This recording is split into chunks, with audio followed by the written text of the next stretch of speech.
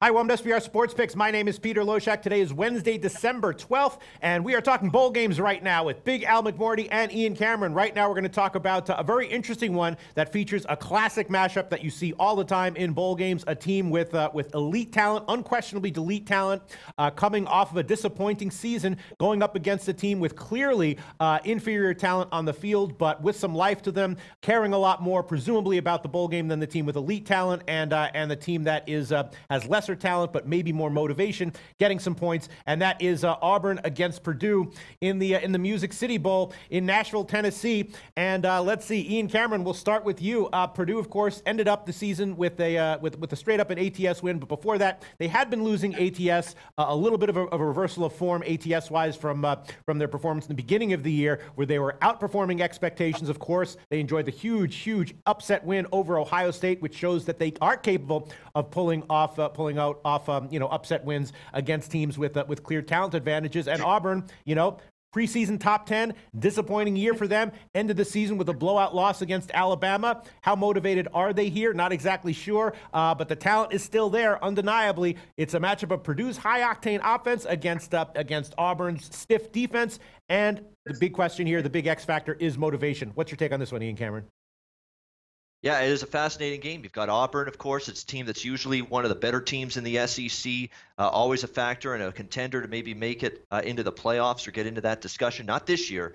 This has been a down season for Auburn, 7-5 straight up, 5-7 against the spread. And I worry for Auburn here in this matchup, especially as a favorite. You've got Jarrett Stidham's going into the NFL. How focused is he going to be for this bowl game at the end of, let's be honest, it's a disappointing season for Auburn standards. Got some rumors swirling about Gus Malzahn's future as head coach of this program.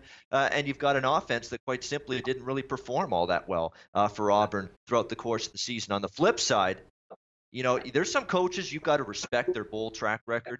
Jeff Brom's one of those coaches. 4-0 straight up, 4-0 against the spread in his previous 4 bowl games. 3 of them at Western Kentucky. They averaged over 40 points per game in all those bowl games.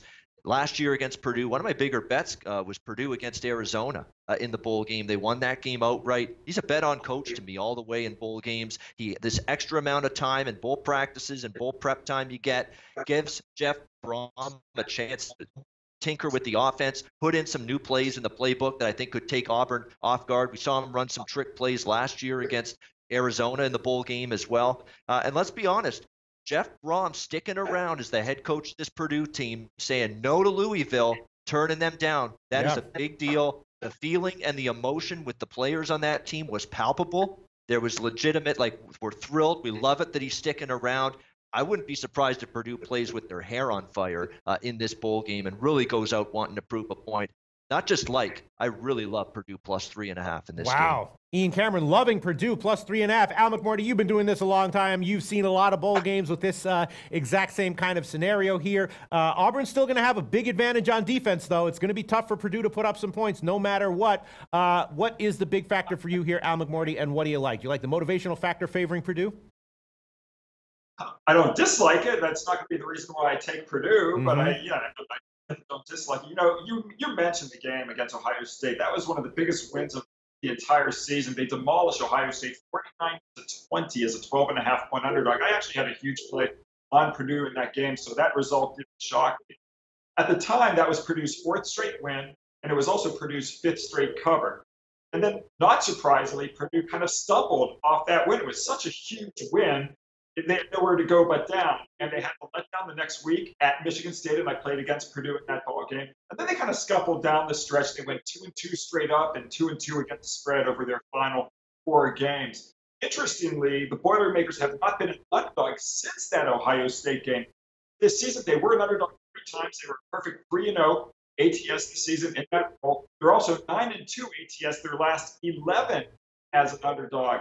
You take a look at the Auburn side of the ledger, they're relatively poor, 37-53 versus non-conference opposition, including 2-13 ATS when priced from -3.5 to -10 points.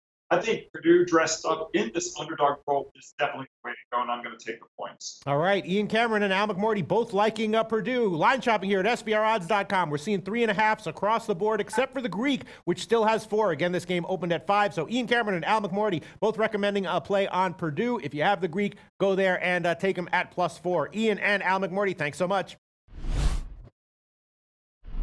Hey guys, thanks for tuning in to our channel. Now, we've put a lot of work into producing all these free videos, so please help us out and keep all our content free for you forever by simply liking, sharing, commenting, and subscribing. Now, not to mention, a visit to our industry-leading website will warm the hearts of all our SBR employees, especially myself. Now, the links are over there to the left, so do check those out. Thanks for watching.